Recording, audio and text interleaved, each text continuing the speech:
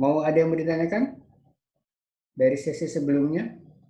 Kemarin nggak salah kita sesi sebelumnya belum tuntas semua ya?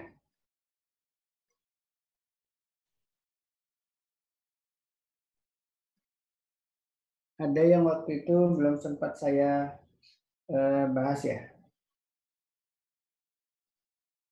Ya.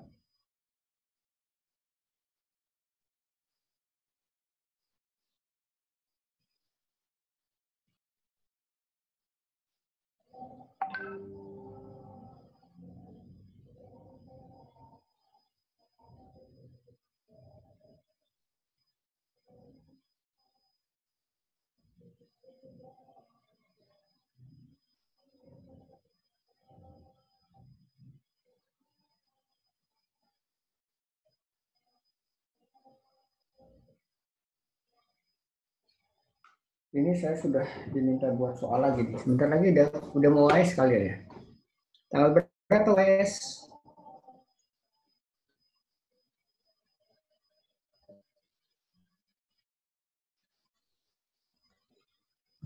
Ada yang mau ditanyakan dari perkuliahan yang sebelumnya? Nggak ada? Kalau nggak ada kita langsung mulai saja ya di pertemuan selanjutnya. Aku selesai kenapa? Gitu ya. Jadi,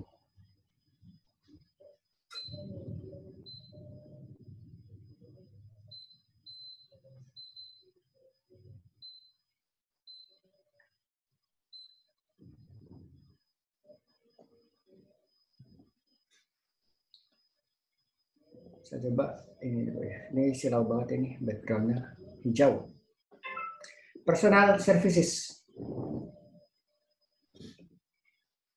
Dalam P3B sebenarnya kita mengenal ada kemarin kita sudah belajar yang disebut sebagai active income sama passive income ya. Kalau passive income, royalti, dividen yang kemarin ada ketentuannya. Terus yang penghasilan kedua adalah active income. Nah, active income ini ya pastinya penghasilan itu terjadi ketika ada suatu pekerjaan atau suatu kegiatan yang dilakukan. Lakukan bagaimana? Ya pastinya dengan adanya lintas yurisdiksi sehingga kemudian terjadilah permasalahan-permasalahan pajak internasional. Kalau tidak ada lintas yurisdiksi, nggak masalah sebenarnya. Jadi di sini nanti akan dipelajari di dalam P3B sendiri ada income from independent personal services. Terus ada income from employment, pekerjaan ya. Income derived by directors, income derived by performers, artis gitu ya, dan sport people, olahragawan atau atlet. Terus income from government services. Terus ada lagi income derived by academics, dosen tamu misalnya. Terus income derived by diplomat. Yang pertama, bagaimana sih perlakuan pajak bagi independent personal services dari UN model di artikel 14 misalnya. Income derived by the resident of country R, di RC misalnya Indonesia ya, in respect of professional services tadi karena ada jasa pelayanan itu, bagaimana kemudian dipajakinya? Pada dasarnya dia hanya bisa dipajaki di negara tersebut. Kalau misalnya residen dari Indonesia, residen dalam pengertian pemajakan ya saya maksudkan, bukan residensi kewarganegaraan. Residen pemajakan dari Indonesia ketika dia melakukan suatu pekerjaan pada dasarnya hanya bisa dipajaki di country X. Sebentar saya butuh waktu ini kok. AC saya kenapa nggak dingin gitu. Jadi agak terganggu saya.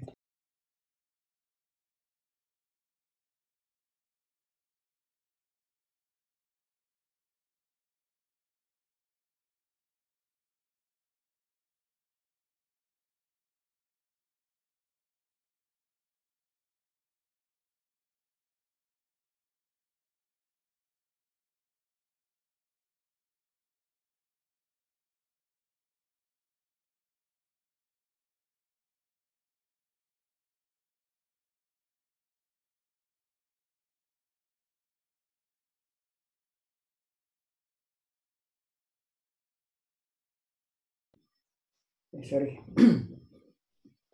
agak keringetan saya jadinya.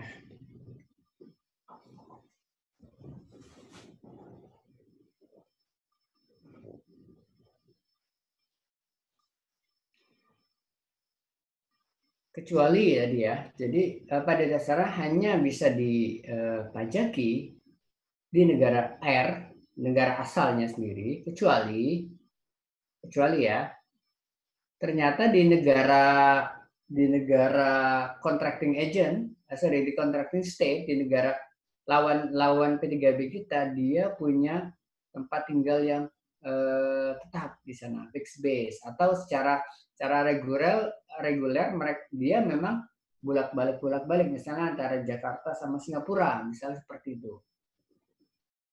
Atau dia tinggal di suatu negara, misalnya di Malaysia, lebih dari 183 hari. Ini dia sudah masuk ke dalam sudah masuk dalam ini ya, apa namanya, visa batasnya ya 183 hari. Kita di sini kita lakukan sebagai subjek pajak luar negeri. Kita agree-nya seperti itu. Walaupun secara ketentuan sebenarnya dia masih tetap subjek pajak dalam negeri.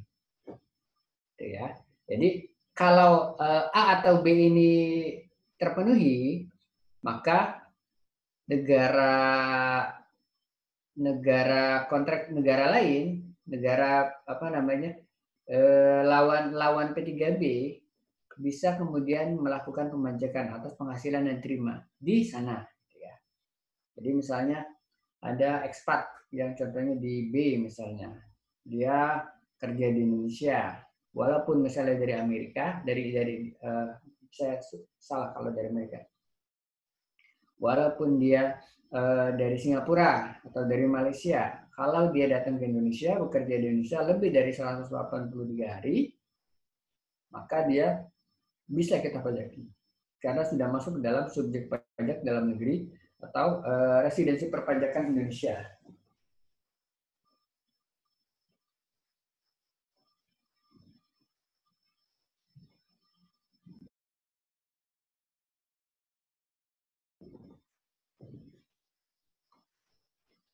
Itu ya.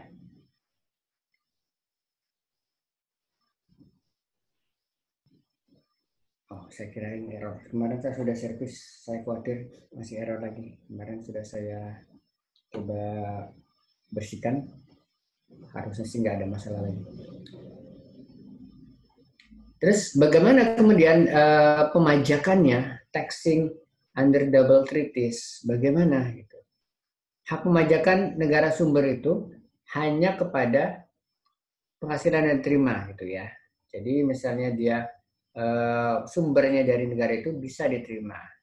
Terus plus jika terdapat tempat tetap gitu ya.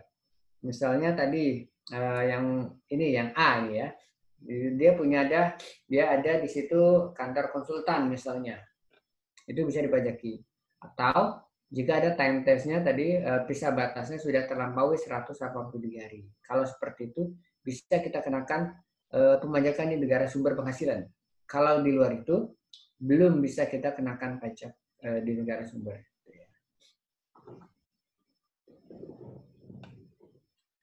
Apa sih professional services itu?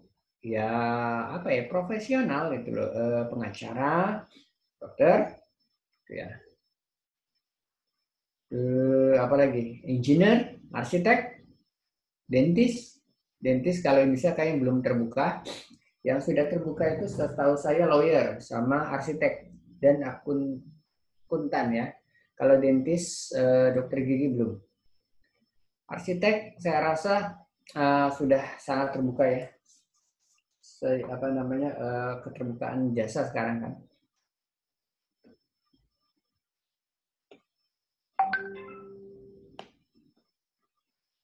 Sampai sini ada yang mau ditanyakan nggak? Bagaimana? Waktu itu ada yang menarik kalau nggak salah, dokter. Terus waktu itu kalau nggak salah ada yang nggak diatur itu adalah dokter hewan, veterinarian. Bagaimana tuh? Padahal kan apa namanya, tiap dokter ada dokter, terus ada dentis. Dentis itu dokter bukan sih, dentis itu kan dokter gigi ya. Tapi kenapa dokter hewan tidak diatur gitu? Apakah kemudian dipajaki? Kita lihat sebenarnya kalau dia memang close list, ya biasanya juga.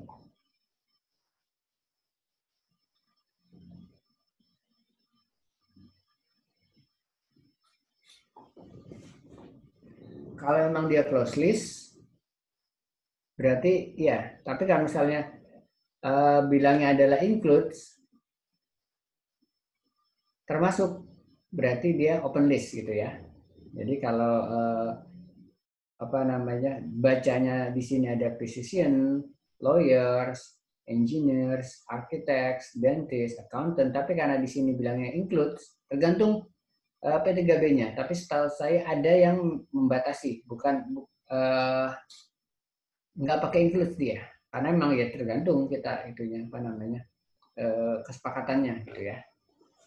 Tapi kalau dibilang includes berarti kan dia terbuka sebenarnya, cuma yang disorot adalah seperti ini ya. Kita lanjutkan.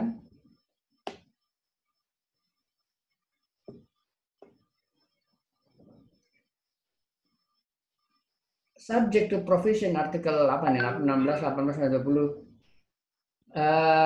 Salaries apa ya, penghasilan yang diterima oleh residen dari country R sebenarnya itu bisa apa namanya hanya bisa dipajaki di country R, kecuali pekerjaan itu dilakukan di country S, kecuali seperti itu. Jika terjadi seperti itu, maka remunerasinya bisa juga dipajaki di country S. Jadi gini, ada satu case.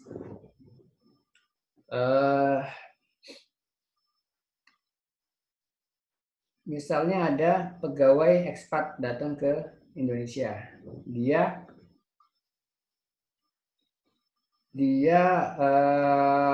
dibilang katanya attach ke kantor pusat gitu ya. Jadi di apa namanya, di Indonesia ini dia kantor cabang, bukan kantor cabang, apa namanya, anak perusahaan gitu ya. Tapi ada perusahaan yang ada pegawai yang di attach dari induknya ke Indonesia. Mereka bilang katanya gajinya dibayarkan langsung dari sana, dari luar negeri, dari perusahaan induknya ya. Jadi di sini tidak ada. Kalau dia memang melakukan pekerjaan dalam artian dia mensupervisi perusahaan yang di Indonesia, harusnya itu bisa dipajaki. Harusnya bisa dipajaki. Jadi dibilang only that unless the employment is exercised in country S. Yang paling unik seperti ini. Ada, saya bukan ini ya, bukan Sarah ya, tapi apa namanya? Bukan, maksudnya bukan tendensius ke negara-negara tertentu ya, tapi ada case yang ketika kemudian ada pekerja dari asing datang ke Indonesia, kita merasa curiga kenapa dia mau dibayar murah di Indonesia oleh perusahaan sini. Ketika kita cari-cari gali-gali informasi, tapi informasi ini tidak terlalu solid ya. Dan dalam artian kita nggak bisa mengejar sampai angka realnya berapa sih. Misalnya UMR di sini 4 juta. Dia mau hanya dibayar 5 juta di Indonesia. Buat apa? Datang ke Indonesia hanya dibayar 5 juta. Tapi kita suspicious, dia itu sebenarnya juga dilakukan pembayaran di negara asalnya. Langsung kepada keluarganya. Jadi overall mungkin dia bisa 20 juta. Tapi 5 juta dibayarkan di Indonesia, 20 juta dibayarkan di luar. Langsung ke keluarganya. Kita suspicious seperti itu. Karena nggak mungkin dia itu hanya di atas UMR mau bersusah payah untuk bisa pisah dari keluarganya hanya buat kerja di Indonesia seperti itu. Kalau kita bisa ketemu data yang solid, dalam artian bukan cuma suspicious doang, kita ketemu data apa namanya, misalnya ternyata tadi saya bilang total 20 juta, berarti 16 jutanya itu harus dibayarkan ke keluarganya langsung oleh perusahaan induknya atau ke rekening. Kan kita nggak tahu kalau si pegawai-pegawai ini punya rekening bank di luar gitu kan, di Singapura misalnya, ternyata dibayarkan langsung di Singapura, nggak tahu kan kita. Kalau itu terkait dengan pekerjaan yang ada di Indonesia, harusnya itu kita bisa tarik sebagai penghasilan si pegawai tersebut. Jadi intinya seperti itu sebenarnya. Tapi kalau kita punya data, nah masalahnya mungkin kita nggak punya data. Maka dibilang pada dasarnya salaries, wages, and other similar remuneration derived by a resident of country R in respect of employment shall be taxable only di tempat itu. Kecuali employment pekerjaan tersebut di-exercise di country R gitu ya. Jadi kalau apa namanya, kalau pembayarannya dari negara luar, ya mestinya kita nggak bisa mempajaki. Kecuali tadi ternyata pekerjaannya ada di Indonesia.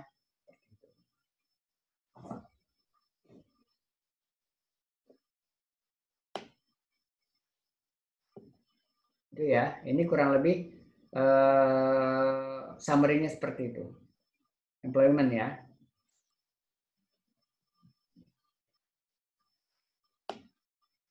OECD kurang lebih sebenarnya sama. OECD kurang lebih sebenarnya sama. Aduh, mana sih? Saya mau mindahin.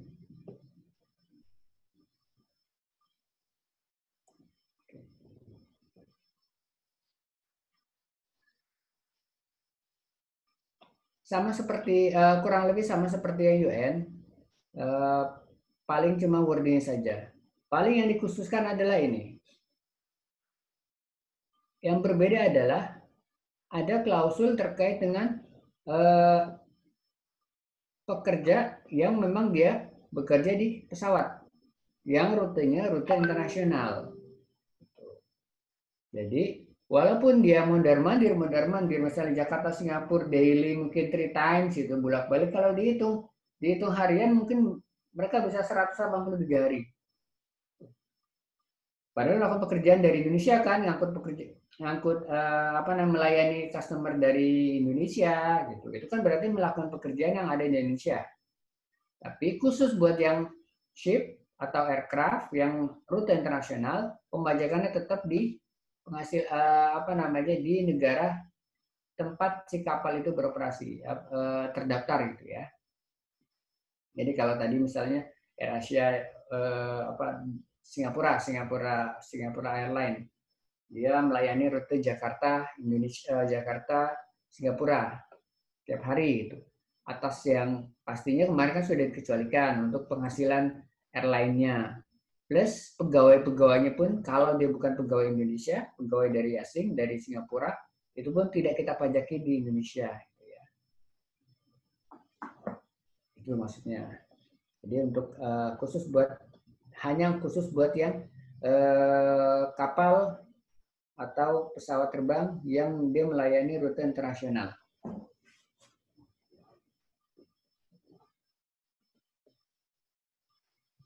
Sampai di sini ada yang menanyakan dulu? Karena saya ngeblank kalau tidak melihat muka kalian. Ya, ada yang menanyakan? Silakan.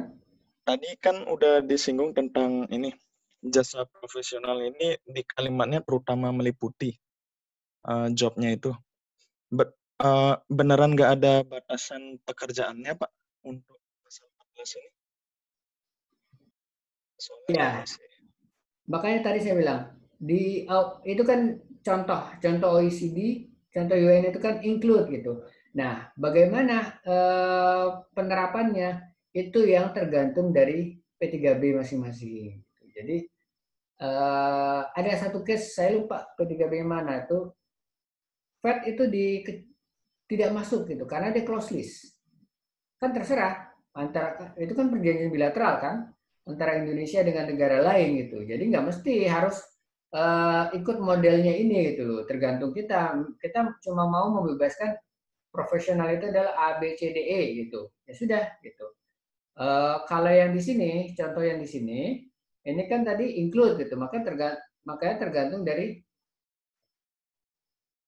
nah di sini. Kalau tidak ada include, termasuk, ya berarti close list. The term of professional services are misalnya teacher atau mungkin dokter. Teacher bukan profesional. Doctors, lawyers, architect, engineer, mungkin accountant, dentist, physician, apa lagi? Appraisal, ada yang memasukkan appraisal, terserah gitu. Tapi kalau dia include, ya berarti ini hanya contoh. Apapun nanti bisa. Berarti kalau misalnya bentuknya seperti ini, bagaimana penerapannya? Ya mungkin akan berbeda di setiap P3B. Ada yang apa namanya? Pastinya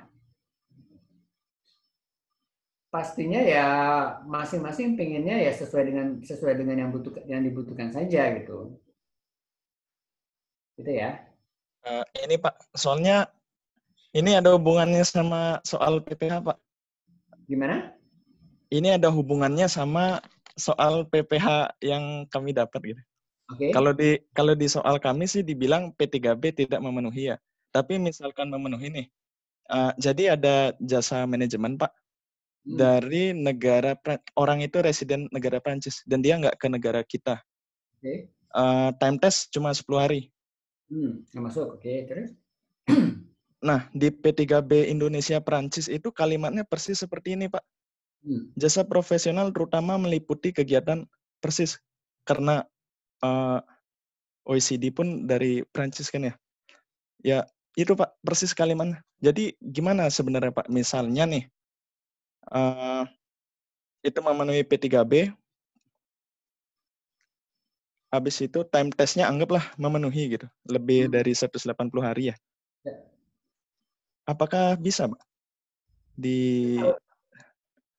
Kalau bahasanya include, bisa. Sorry. Saya belum mute ya, sorry.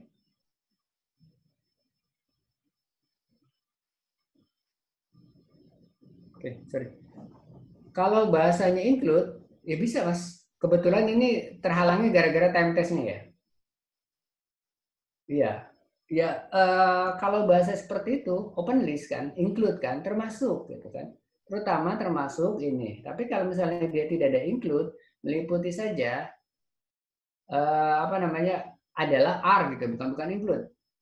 The term of professional are bla bla bla, physician berarti dokter, dentist, terus juga lawyers, accountant, appraisal, itu berarti close list gitu. Tergantung memang. Mungkin nanti di soal-soal kalian akan diberikan cuplikan ya. Cuplikan P3B yang relevan. Misalnya giliran lagi profesional akan dicuplik artikel ini. Pahami artinya, memang harus dipahami artinya. Ya, karena memang bahasa hukum itu sangat rigid gitu. Kalau misalnya dibilang shall misalnya, shall itu berarti dia mandatory, wajib seperti itu. Terus kalau memang mungkin bahasanya agak berbeda dengan yang sering kita pakai gitu. Terus kalau misalnya kayak include, kalau include ya berarti termasuk gitu. Termasuk apapun itu gitu loh. Itu kan seperti contoh. Tapi kalau misalnya are meliputi misalnya, kita lihat aja ininya apa namanya dari perjanjiannya sendiri. Gitu. Ya, ada lagi?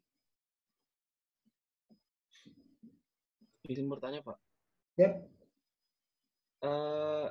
Lanjutin soalnya si Anan Pak, yang soal PPH tadi Pak. Ini sesuai seperti kejadiannya yang Bapak ceritakan tadi. Ada perusahaan luar negeri, perusahaan jasa luar negeri, terus disewa sama perusahaan di Indonesia untuk jasa manajemen. Terus dia kirimin orang ke Indonesia. Nah, apakah keberadaan orang itu akan menentukan time testnya, Pak? Maksudnya, andaikan dia berada di Indonesia lebih dari 183 hari itu, apakah itu sudah langsung ditentukan bahwa perusahaan ini bisa langsung dipajaki? Soalnya penghasilan si orang ini berasal dari perusahaan di luar, bukan dari Indonesia langsung. Perusahaan induknya ya? Iya, perusahaan induk. Dia cuma kirim orang ke Indonesia buat manajemen tadi, Pak. Kalau itu berarti time test, betul. Kalau itu time test. Gitu ya. Kalau apa namanya? Kalau yang misalnya dia ini bukan profesional ya. Kalau ini dia misalnya benar-benar pekerja, dia tinggal di Indonesia gitu. Selama kurun waktu tertentu. Pembayaran sebagian tadi saya contohkan sebagian dari Indonesia, kecil tapi kita curiga sepertinya ini pembayarannya ada yang terselubung nih. Nah, kalau memang bisa diasosiated seperti itu, bisa kita tarik sebagai penghasilan orang itu di Indonesia. Kalau tentunya kalau sudah ada time testnya ya. Kalau time testnya sudah memenuhi, bisa kita tarik gitu sebagai karena dia melakukan pekerjaan di Indonesia sebenarnya gitu, melakukan pekerjaan di Indonesia. Oh iya Pak. Sama satu lagi Pak. Apakah untuk yang kan tadi kan kalau misalkan dari luar jasa yang dilakukan oleh WPLN dari luar di Indonesia itu kan pada dasarnya kan hanya dikenakan pajak di sana ya Pak, di negara residen. Nah, apakah itu memerlukan ketentuan lain Pak, seperti harus ada tersedianya SKD atau jenisnya? Gimana? Sorry tadi agak putus-putus. Jadi kan di Potput kami diajarkan Pak, kalau misalkan ada WPLN bekerja di Indonesia, melakukan jasa di Indonesia, terus belum melewati time test tersebut, dia itu tidak dipungut PPh sebab pajaknya itu merupakan kedaulatan dari negaranya. Maksudnya kewenangan dari kewenangan dari negara residennya. Nah, pertanyaan saya, apakah ketentuan itu hanya berlaku jika lo ada SKD-nya, Pak? Artinya kalau misalkan nggak ada SKD, orang tersebut yang melakukan jasa di Indonesia tetap bisa dipajaki. Penghasilan dari mana, Mas? Penghasilan dari Indonesia. Penghasilan dari Indonesia? Iya. Kalau penghasilan dari Indonesia, harusnya bisa dipajaki, Mas. Kan Semua sumbernya dari penghasilan, Indonesia. semua penghasilannya, Pak. Soalnya kami diajarkan kalau misalkan ada SKD, maka jasa yang dilakukan di Indonesia itu tidak dipajaki, Pak. Iya, tapi penghasilannya dari Indonesia atau dari luar? Dari Indonesia, Pak. Oh, kalau dari Indonesia, harusnya dari Indonesia saja, Mas, gitu. Kan dia kan ada sumber penghasilan kan dari Indonesia. Berbeda tadi dengan contoh Mas Ananda, itu kan dia sumber penghasilan kan dari luar, gitu kan? Cuma dia melakukan pekerjaan di Indonesia. Bagaimana nih? Bahkan pembayaran sendiri tidak melewati Indonesia, itu langsung ditransfer ke rekening yang ada di luar. Kalau ini kan berarti yang membayarkan adalah perusahaan dari Indonesia kan? Iya, Pak. Itu harusnya kena tetap. Kalau dia kalau dia kemudian menunjukkan P3B, menunjukkan SKD, berarti dipotongnya sesuai dengan apa nih penghasilannya. Apakah kan ada tertentu tuh berapa persennya. Jadi dia nggak kena PPh pasal 26 gitu. Oh iya, Pak. SKD itu sebenarnya hanya ini kan pembagian pemajakan gitu loh. Jangan sampai karena warga negara Mas ini kan statusnya kalau belum 183 hari berarti kan dia masih WPLN kan? Iya, Pak. Ya, kalau sudah lebih dari 183 hari, negara lain nggak bisa ikut campur. Kita bisa terapkan langsung PPh sesuai dengan ketentuan umum. Tapi yang bermasalah kalau belum 183 hari. Secara residensi sebenarnya dia masih belum pure pemajakan Indonesia gitu. SKD itu gunanya untuk itu apa namanya potputnya. Tarifnya seperti apa? Tarifnya ya kita lihat nanti pembagian antara Indonesia sama negara tersebut di P3B berapa. Ini kan seperti itu sebenarnya. SKD itu fungsinya kan sebenarnya benar nggak bahwa si orang ini memang dia residensi pemajakan Singapura misalnya. Ya syaratnya harus menunjukkan SKD. Kalau enggak ternyata dia misalnya dari negara Solomon Island gitu ngaku-ngaku nggak bisa dapat perlakuan P3B, nggak bisa memanfaatkan P3B gitu. SKD sebenarnya fungsi kan untuk itu, Mas Juan ya. Oh iya Pak, ya Pak, ya Pak. Baik Pak. Terima kasih. Oke. Ada lagi? Izin bertanya, Pak. Ada lagi? Oke, silakan Johan. Saya tadi masih agak bingung yang soal pembahasan tadi. Berarti itu kalau penghasilan atas jasa yang dari luar negeri itu yang dibayarkan yang bersumber dari Indonesia itu sudah pasti dipotong sudah pasti hak pemajakannya Indonesia. Tapi kalau pekerjaan itu terjadi exercise di Indonesia, tapi sumbernya dari luar negeri atau sumbernya dari manapun, itu baru pakai pengecualian yang 183 hari gitu, Pak.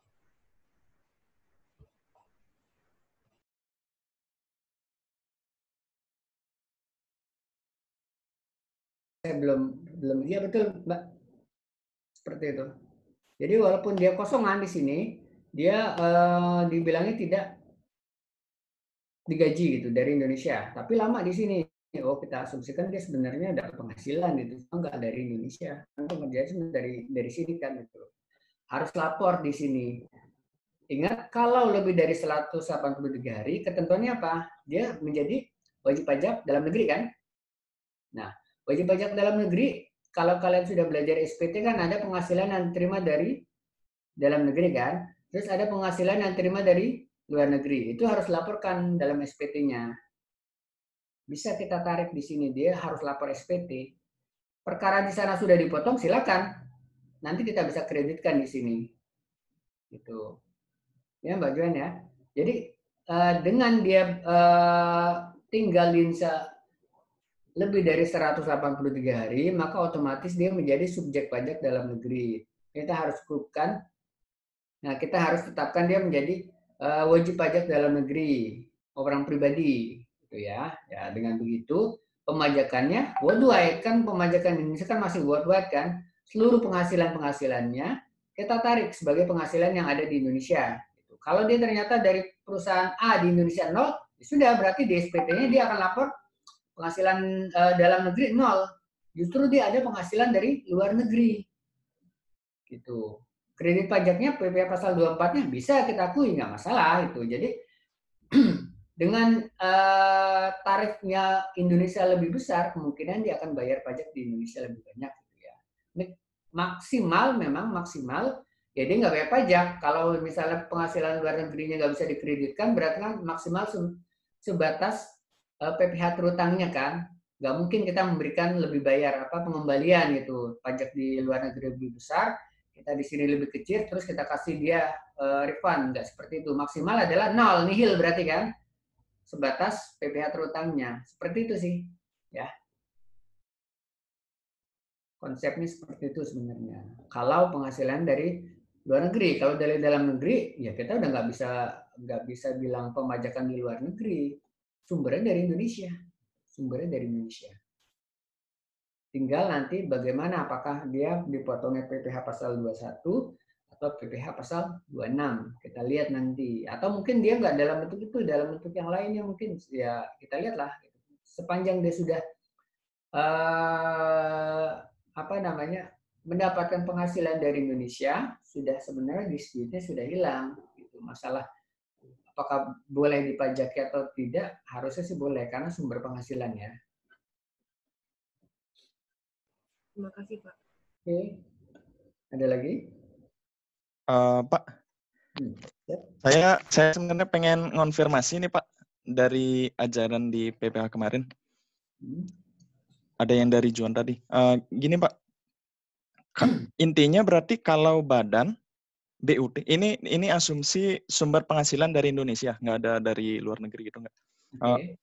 Badan, entah dia ngirim pegawai, entah dia emang badan ke Indonesia sebentar, itu melakukan jasa, kalau tidak memenuhi time test BUT jasa, maka dia tidak dipotong PPh di Indonesia. Kalau dia memenuhi BUT jasa, maka dipotong 23 di Indonesia. Benar ya Pak ya? Kalau orang pribadi luar negeri, ngasih jasa di Indonesia, kita lihat dulu apa dia memenuhi P3B apa tidak. Kalau memenuhi P3B, cek pasal 14 gitu ya Pak ya. Kalau dia nggak memenuhi P3B, langsung dipotong 26. Oh ya.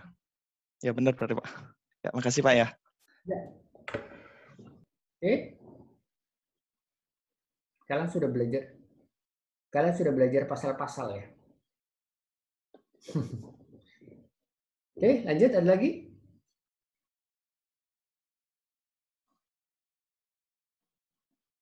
Saya lanjutkan dulu ya.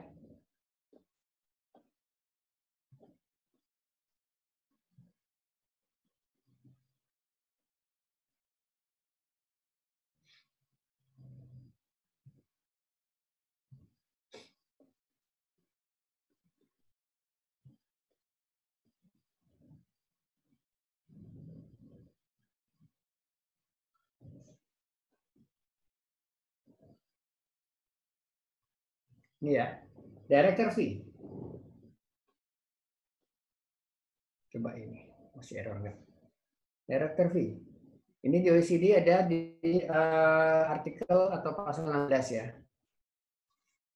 Director fees and other similar payment derived by a resident of country R, pastinya in his capacity as a member of the board of directors of a company which is resident of country S may be taxed in country S. Artinya, kalau ada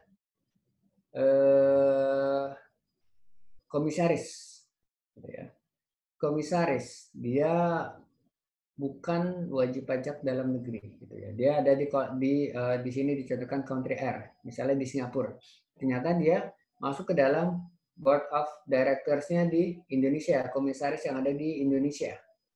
Bisa kita pajaki di Indonesia seperti itu, karena sumber dari Indonesia. Seperti itu ya. Nggak ada dispute sebenarnya, karena tadi meskipun dia tidak tinggal di Indonesia, tidak ada tempat tinggal di Indonesia, tidak ada habitual, istilahnya kita tidak bisa tetapkan dia menjadi wajib pajak atau residensi pajak di Indonesia. Tapi sepanjang memang dia penghasilan yang berasal dari perusahaan yang ada di Indonesia, bisa kita pajaki di Indonesia. Seperti itu intinya kalau untuk director fee. Director di sini biasanya kita menyebutnya komisaris ya. Bukan direktur sebenarnya, directors itu. Board of director itu sebenarnya dewan komisaris, bukan CEO. Makanya dia tidak perlu ada di Indonesia. Lanjut, bagaimana kemudian entertainers dan atlet, gitu ya. Misalnya apa sih yang lagi ngetren kalau Korea sekarang, artis Korea? Yang tahu K-pop? Saya nggak terlalu ngikutin, anak saya ngikutin K-pop tuh. Kalau dia bukan dia ya, mereka, karena banyak K-pop. Kalau mereka membuat show di Indonesia, terus dilakukan pembayaran, pastinya dia dipotong PPh ya, PPh di Indonesia. Nah, terkadang namun yang jadi masalah adalah dia bilang saya tidak menerima langsung. Saya tidak menerima langsung tuh PPh itu, penghasilannya, karena dasarnya dia kan cuma seolah-olah seperti kayak pegawai kan. Kalau yang apa sih K-pop ini sekarang yang paling itu, Blackpink udah nggak musim ya.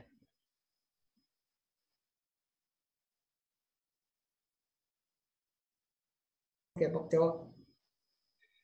BTS, Pak. Yes, saya lupa mau ngomong BTS itu lupa. Junior, Pak. BTS ya. Katanya promotor yang ada di Indonesia nggak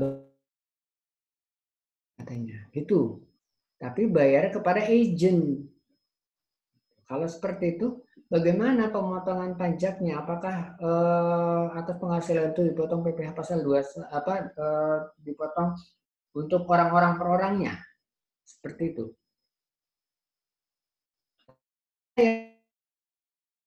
Apa namanya, nggak punya agent, mereka langsung manggung di Indonesia, kecil-kecilan mungkin gitu ya. Kalau seperti itu, ya harusnya orang itu langsung. Nah, kalau yang tadi yang BTS misalnya atau Blackpink misalnya konser Indonesia, dia melalui promotor dan promotornya itu bayarnya bukan langsung dikasihkan ke si personil-personilnya, ya mestinya mereka tidak lakukan pemotongan atas performernya. Gitu. Mereka apa namanya, harusnya bukan atas jasa performernya. Nah ini apa namanya, kadang menjadi dispute gitu.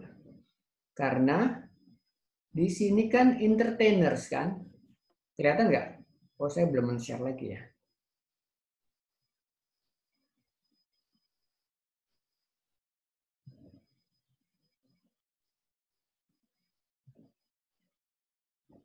Kita kan sekarang berbicara personal services kan, jasa orang per orang, orang pribadi. Jadi yang disebut adalah entertainernya, orangnya. Bukan si agentnya. Jadi kalau kasusnya kayak BTS yang dia memang punya agent, saya yakin, terus datang ke Indonesia itu melalui promotor, jadi kayak seolah-olah B2B antara perusahaan yang ada di Indonesia dengan perusahaan si BTS itu yang agensinya itu bayarnya langsung. Apakah kemudian masuk ke dalam pengertian OECD model artikel 17 ini, pasal 17? Menurut kalian gimana? Masuk nggak? Kalau pemahaman kalian?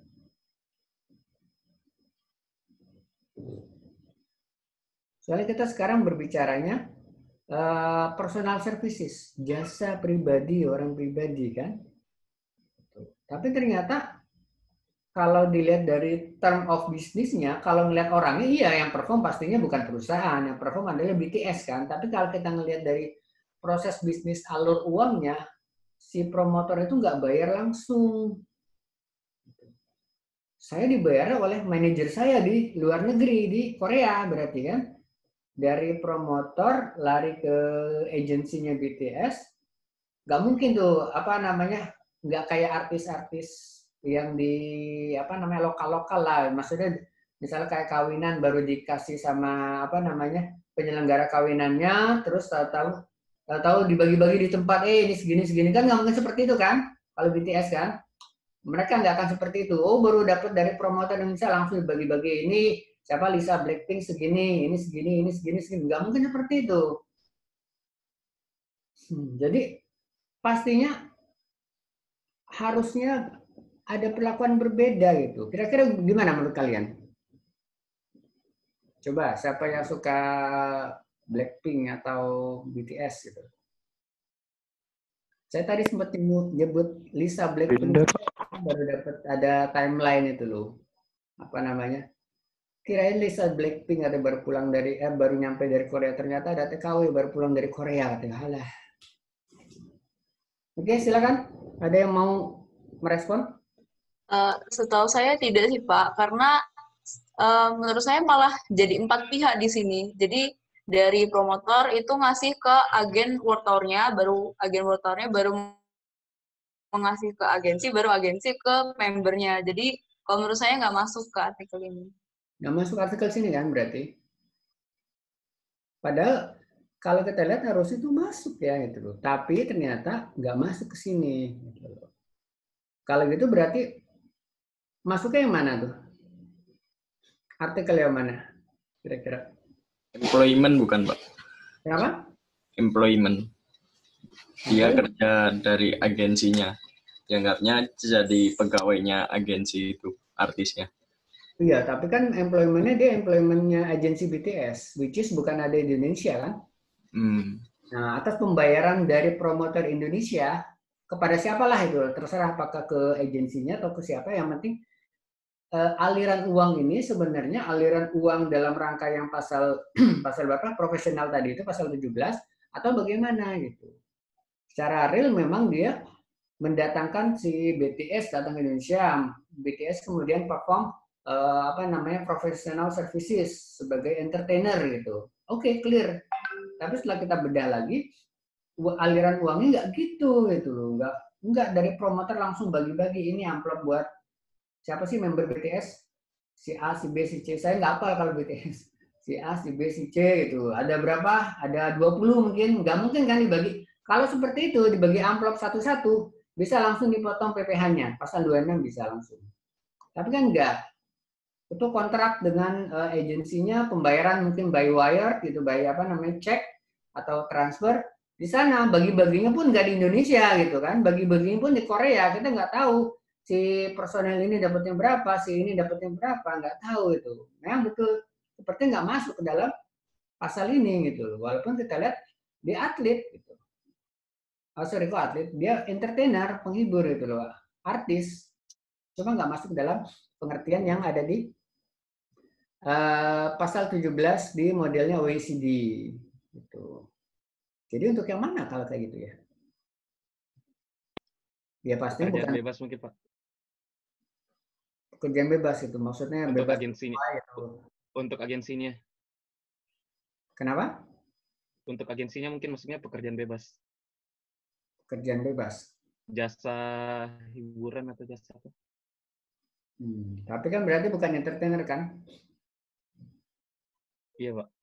Ya kan? Dan itu seperti kayak B2B saja, seperti biasa aja. Kayak orang Indonesia bayar, perusahaan Indonesia bayar kepada perusahaan asing kan? Seperti itu aja sebenarnya. Kita lihat nanti dia masuknya kemana sebenarnya. Ya pasti sepertinya nggak masuk ke dalam yang artikel 17 OECD ini.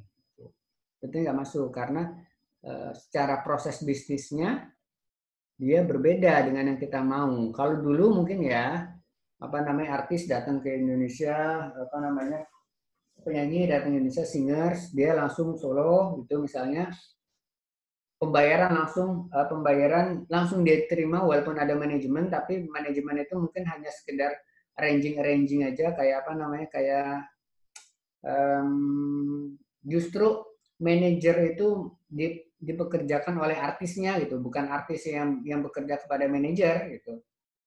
Ya, jadi bulanannya dia harus bayar manajer. Nah, kalau seperti itu masuk ke dalam pengertian yang OECD model. Tapi kalau yang BTS tadi, saya rasa justru si anggota BTS-nya itu adalah employee dari agensinya. Jadi nggak masuk ke dalam pengertian yang pasal 17 ini. Di sini juga ada atlet. Nah, atlet mungkin agak simpel ya, karena jarang-jarang atlet pakai manajer yang terstruktur seperti itu ya. Misalnya lagi ada kejuaraan apa di sini, All England misalnya di Indonesia. Pernah nggak sih All England di Indonesia? Enggak ya, bukan All England sih. Sudirman Cup misalnya, banyak terus atlet-atlet asing datang ke Indonesia, misalnya ada yang juara 1, bisa langsung kita kenakan PPh-nya di sini. Gitu ya. Kalau atlet sepertinya sih bisa applicable ya. Yang entertainers ini kita harus lihat lagi, jangan nanti soalnya kayak gitu ya. Mau gitu. Bagaimana perlakuannya pemajakan dari Blackpink menggunakan model artikel yang mana? Artikel 17. Oh, salah ternyata karena dia secara proses bisnisnya mungkin agak sedikit berbeda. Oke. Lanjut dulu ya.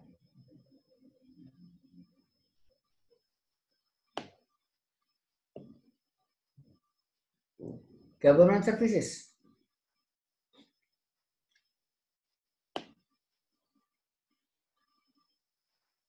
Ini saya taruh di mana nih? Nah, saya agak kebingungan mindahin.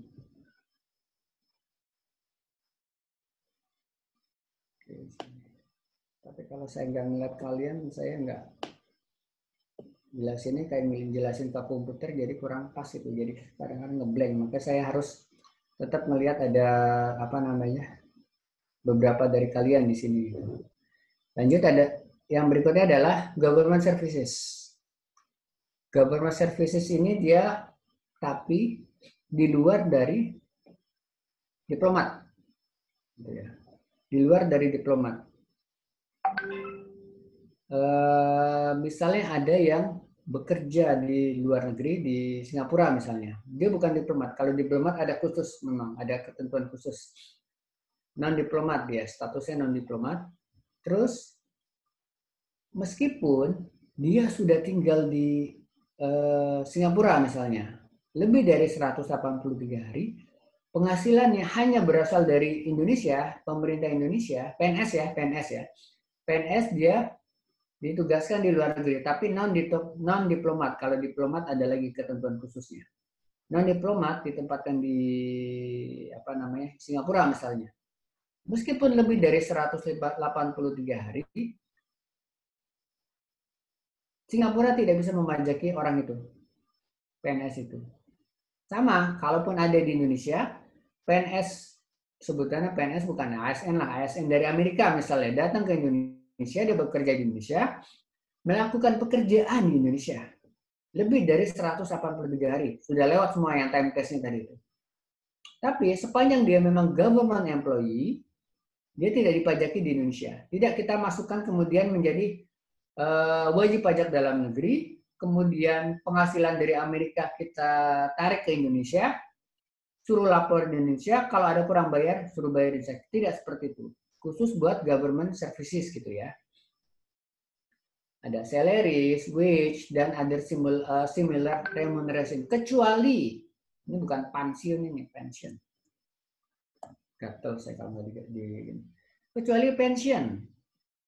Misalnya ternyata ada PNS-nya Amerika sudah lama di Indonesia dia bekerja, dia untuk bekerja maksudnya untuk pemerintah Amerika tapi ada di Indonesia di agensi tertentu lah. Terus ternyata dia senang di Indonesia, retired. Dia tetap mau di Indonesia. Dapat pensiun dari pemerintah. Nah, kalau pensiun dia bisa dipajaki di Indonesia. Khusus buat pensiunnya. Maka dia bilang salaries, wages, and similar remuneration gitu. Jadi ada, entah kan kalau penghasilan kan macam-macam ya. Ada gaji, upah, tunjangan kinerja, tunjangan khusus dan sebagainya. Pokoknya apapun itu any kind itu dipajaki di negara asalnya. Jadi tadi kalau saya contohkan PNS Amerika tinggal di Indonesia lebih dari 183 hari tetap tidak bisa kita pajaki. Sepanjang penghasilannya hanya dari pemerintah. Sepanjang penghasilan tersebut diperoleh dari pemerintah. Dan bentuknya itu bukan pensiun. Kalau pensiun berarti kan statusnya sebenarnya bukan lagi government official kan. Pensiunan government official. Nah, kalau untuk seperti tadi, case tadi, nah ini, kalau dia tetap mau di Indonesia, tinggal di Indonesia, retire di Indonesia, uang pensiunnya kita pajaki. Ya tentunya akan berlaku PTKP ya. Kalau PTKP-nya memenuhi, berarti kita pajaki. Terus kalau sudah ada pajak-pajak yang dipotong di luar negeri, bisa kita kreditkan. Seperti itu, sama mekanisme seperti biasa. Jadi artikel 19 government services seperti itu ya. Oke, sebentar saya ada yang saya mau cek terlebih dahulu ya.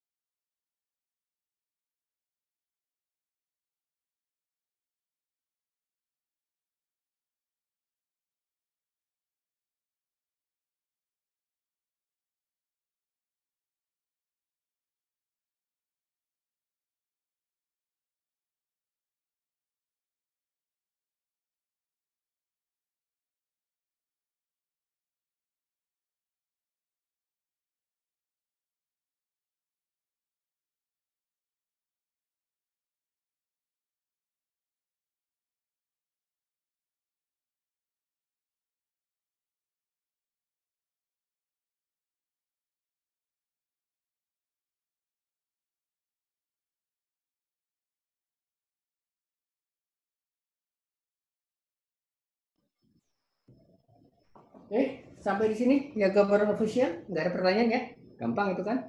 PNS, pokoknya kalian itu seperti itu aja. PNS panjang di penghasilannya hanya dari pemerintah, tidak bisa kita pajaki. PNS Amerika tidak bisa kita pajaki, gitu ya.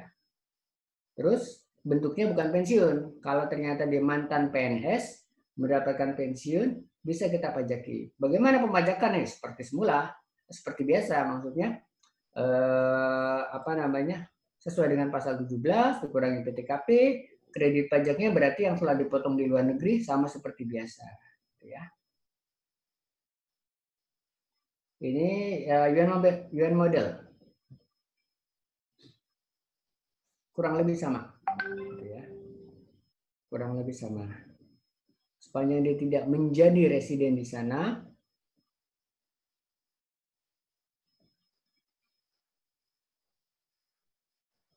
seperti itu ya.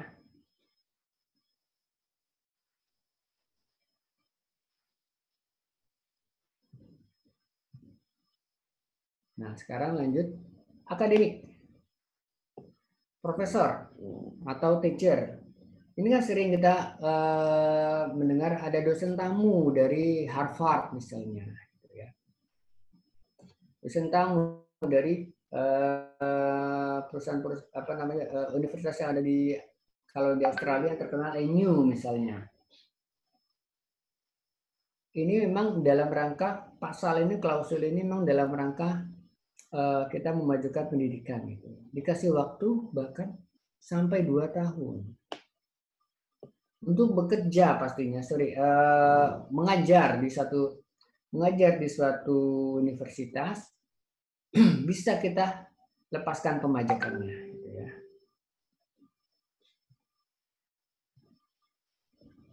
Jadi tetap walaupun dia mengajar di country S di sini ya contohnya,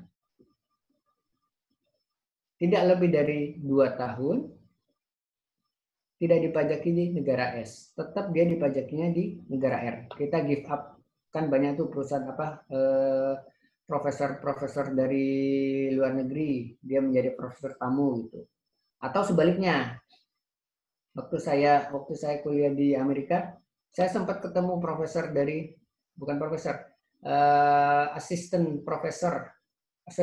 visiting profesor dari UI.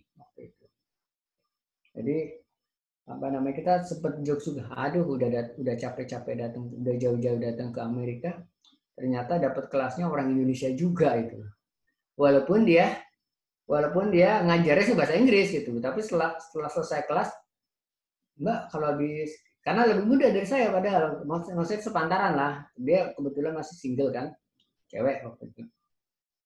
Dia memang ngejar karir sepertinya. Selesai ini, Mbak, habis kuliah biasa makan jalan-jalan kemana gitu. Kalau saya ya udah jadi cicit bahasa Indonesia gitu loh. Kalau udah jauh-jauh ke Amerika ketemunya dosennya Indonesia juga ternyata itu. Nah, seperti itu.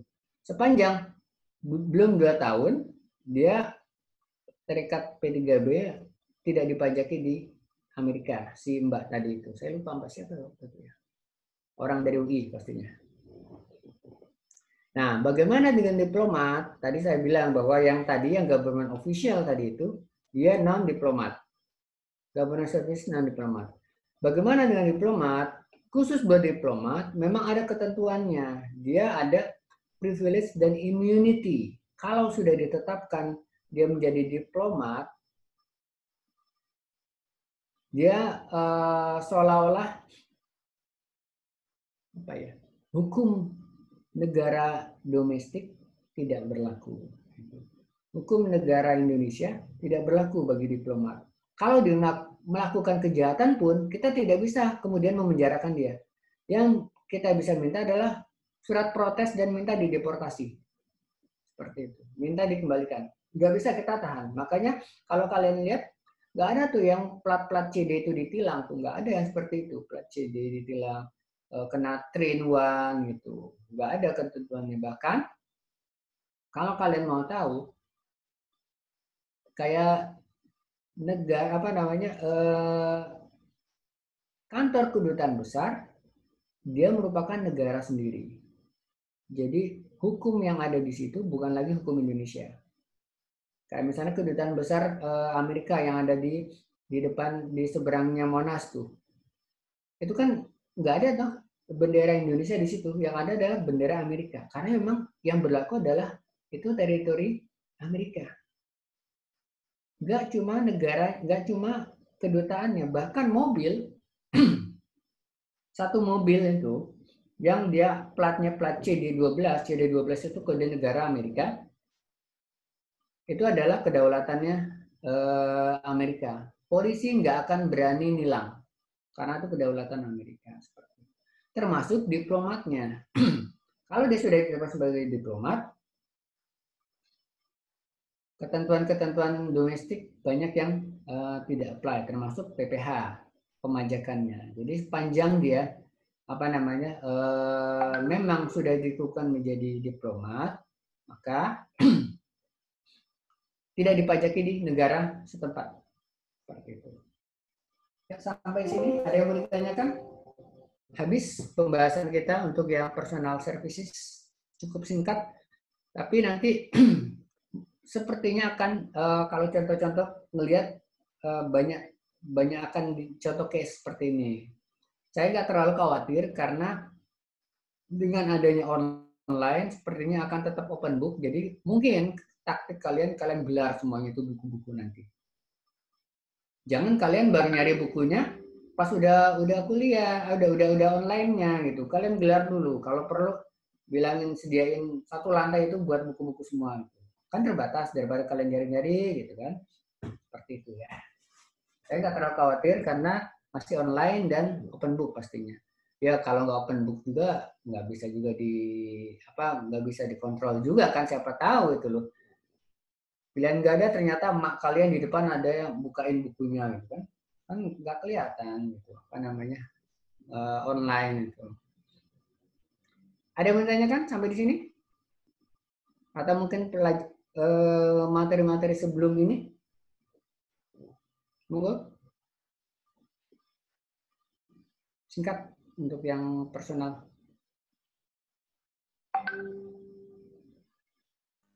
Izin bertanya, Pak. Silakan, Ernest. Itu yang pasal 14 yang independent personal services itu, Pak. Saya lihat katanya yang OECD itu pasal 14-nya udah dihapus ya, Pak? Ya, betul. Nah, itu yang saya baca itu dipersamakan dengan yang business profit yang pasal 7 itu, Pak. Itu kok bisa sama ya, Pak? Apa karena sama-sama basisnya neto atau gimana gitu? Ya, makasih, Pak. Ini kan sebenarnya employee kan? Sebenarnya kan employee. Jadi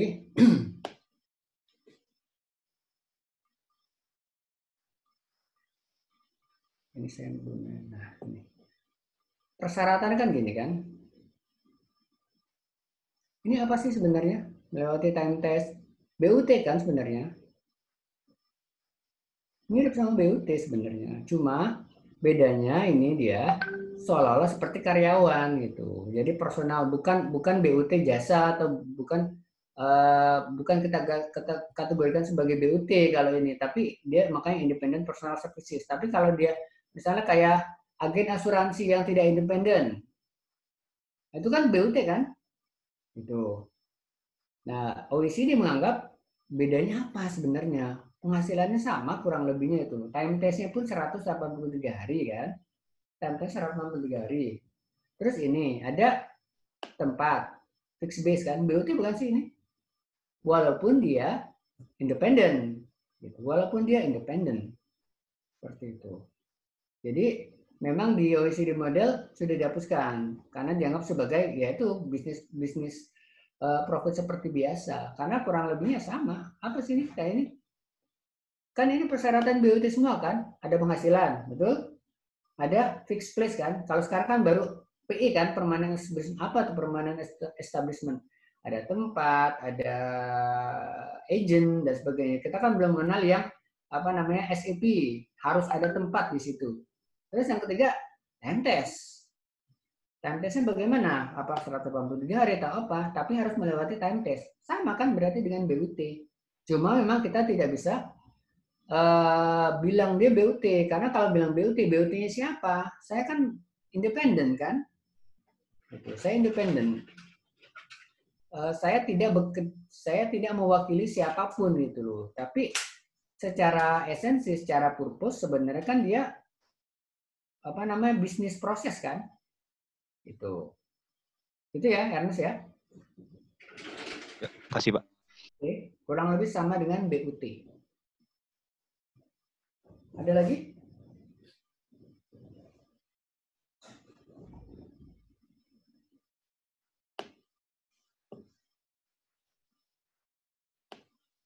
Kalian pelajaran apa yang susah? Kalau PI Pak, ya. izin bertanya. Siapa ini? Kok nggak Diva, nampak? Pak. Oh, Diva, silakan. Tugas artikelnya tuh boleh minta jelasin sedikit, Pak. Takutnya ada miskomunikasi. Saya belum ngasih ya. Sebenarnya saya tugas artikel sudah ada bahannya. Kalian dari situ aja nanti. Mbak Livia, tolong nanti saya diingatkan maksimal besok sore ya, maksimal besok sore. Saya lagi banyak agenda soalnya, tapi sebenarnya coba sebentar ya biar saya nggak lupa, langsung saya kirimin aja deh. Ternyata saya belum ngasih ya. Saya lagi fully occupied ini sekarang. Bentar.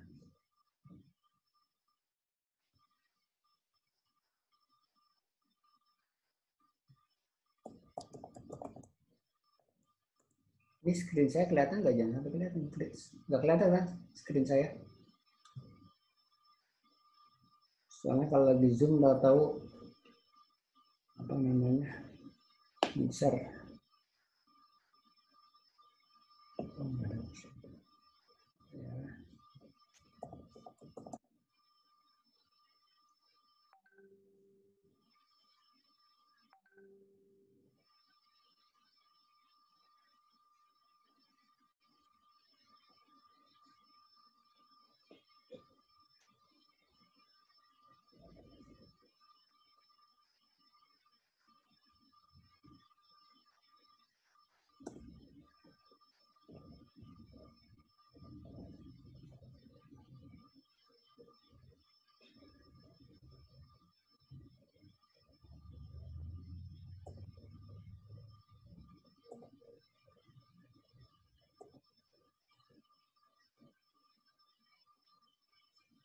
Nah, nanti deh, saya nggak ketemu ada.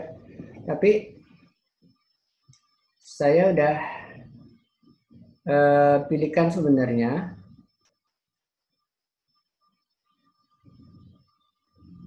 Ini saya kasih contohnya nih.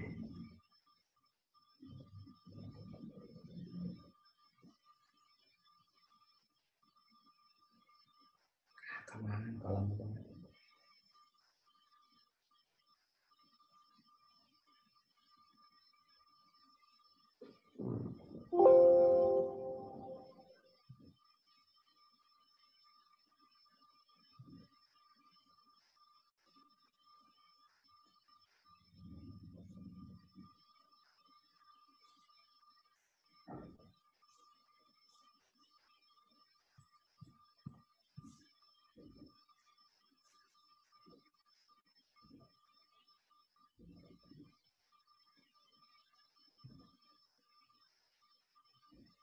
Nah, ini misalnya contohnya nih. Tax incentive in BEPS era. Seperti itu ya. Jadi nanti nggak banyak sih. Saya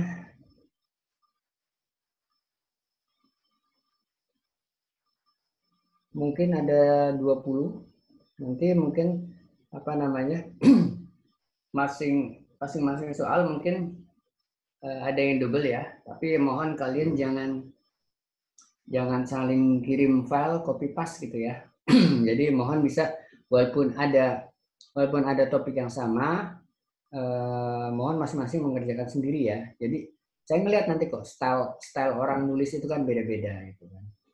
Jangan kalian udah nulis satu gantian dong gitu. Mungkin yang satu merasa dulu udah pernah bikin, gantian bikin ini copy paste gitu. Enggak sih.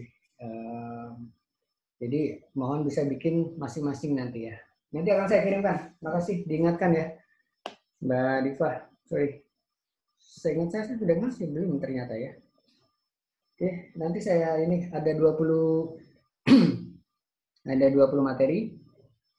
Nanti pembagiannya mungkin monggo Mbak Livia nanti siapa-siapa yang dapat ini, siapa-siapa, tapi yang maksimal berarti satu orang itu satu topik dua orang gitu ya. Karena kan kelas ini 40 ya. Saya siapkan ada 20 artikel, tapi saya harapkan tidak cuma satu yang bekerja. Jadi masing-masing punya itu sendiri, apa namanya, file sendiri gitu ya. Ada lagi mungkin?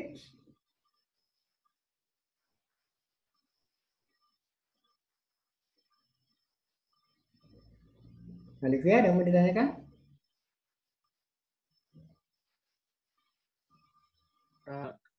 Maaf Pak, mikrofonnya Livia katanya lagi rusak. Cuma Silakan. ini nanti tugasnya ini individu kan ya Pak? Tugasnya individu. Terus dia ini harus dalam bahasa Inggris Pak? Oh enggak, bahasa Jerman boleh.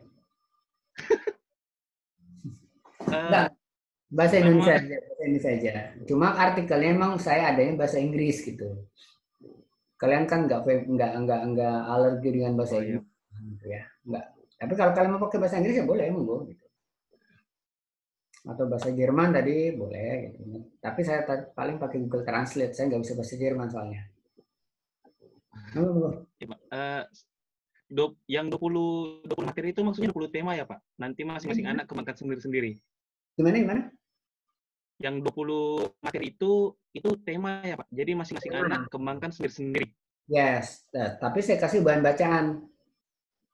Oh. Nah, itu bahan bacaannya salah satu tadi BEPS, apa namanya, teks insentif di era BEPS 5 itu. Tadi saya sudah sempat share kan. Itu bahan bacaannya kurang lebih seperti itu gitu ya. Dari situ tolong kembangkan artikel lah ya. Berapa halaman? 30? 40? 40 orang. Apa cuma 5?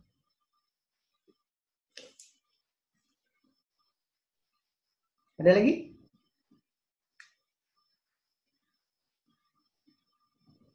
Untuk peraturannya apakah sesuai dengan RPS? Gimana Mas? Untuk peraturan tata cara penulisan apakah sesuai RPS atau tidak? Tata cara kalau saya sih sebenarnya lebih free aja ya. Apa namanya? Tidak mau terlalu terpaku gitu. Cuma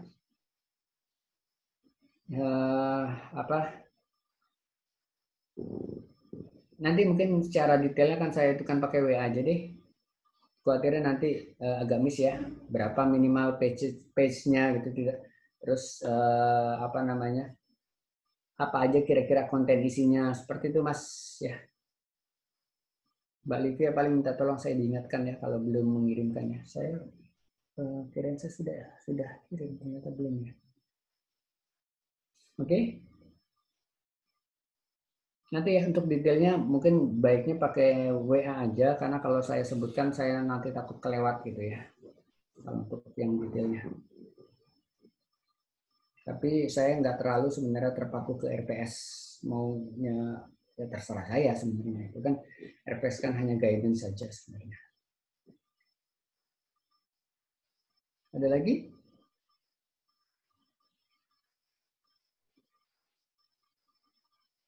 Untuk nilai belum saya nilai, tapi saya akan mulai koreksi di minggu ini. Kalau nggak salah kan apa namanya paling lambat tanggal 30. Nanti 2 hari atau 3 hari sebelum tutup akan saya umumkan dulu aja. Monggo kalau kelas ini apakah mau melalui PIC-nya langsung Mbak Livia atau bagaimana atau private juga nggak masalah saya. Kalau misalnya langsung PIC berarti nanti saya kirimkan apa namanya rekapnya gitu ya, rekapnya. Tapi itu baru yang murni UTS ya. Jadi mungkin kalau kalian merasa oh nilai saya kurang bagus, jangan khawatir karena kan belum dimasukkan ada nilai aktivitas juga gitu ya. Jadi itu baru nilai murid dari UTS. Nanti kan saya coba sampaikan gitu. Kalau misalnya memang disepakati melalui PSC-nya, nanti akan saya sampaikan listnya melalui PSC. Monggo dari PSC nanti yang mengumumkan gitu ya. Saya pinginnya sih terbuka saja. Kalau misalnya ada yang mau kalau nanti ada yang mau dipertanyakan, monggo aja, Pak, kenapa saya dapat segini gitu. Saya sih orangnya nggak masalah. Karena kalau di kelas-kelas saya sebelumnya, biasa saya bagikan ininya lembar jawabannya. Tapi saya balikin lagi gitu maksudnya, karena dari lembaga bilangnya jangan dibagikan ke mahasiswa, maksudnya jangan diserahkan saya ke mahasiswa. Boleh diperlihatkan, tapi setelah itu diminta kembali. Karena khawatir kalau nanti ada yang komplain, saya nggak punya bukti gitu ya. Jadi biasa kalau di kelas saya bagikan, monggo kalau ada yang mau komplain misalnya kok kenapa dikasih segini, kenapa dikasih 90, harusnya kan cuma 80 Pak gitu ya, nggak masalah kalau gitu. Oke, kalau 80 saya kurangi jadi 80 gitu. Tapi so far sih nggak ada masalah gitu ya.